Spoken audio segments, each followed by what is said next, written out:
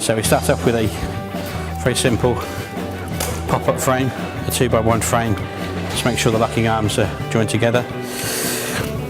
And then in the carry bag we have the textile graphic, a couple of shelves. The tabletop's available in 5 different colours with laminate finish. It's lightweight and durable. And we have an MDF base. So you start by putting the MDF base on the floor,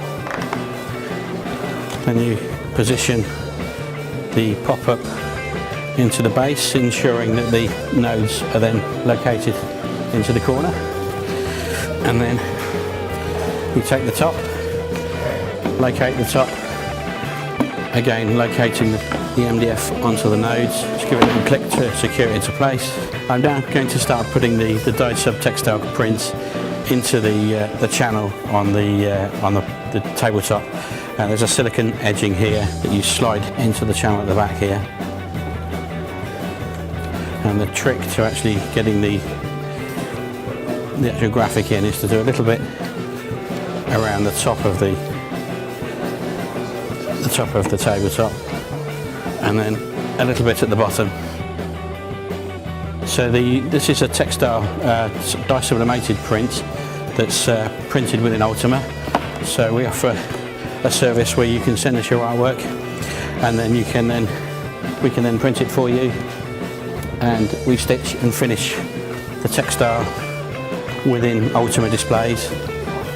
It's so the counter is probably one of the most lightest counters we've got, and fairly simple to assemble, and will sit in its carry bag on the back seat of a car very easily.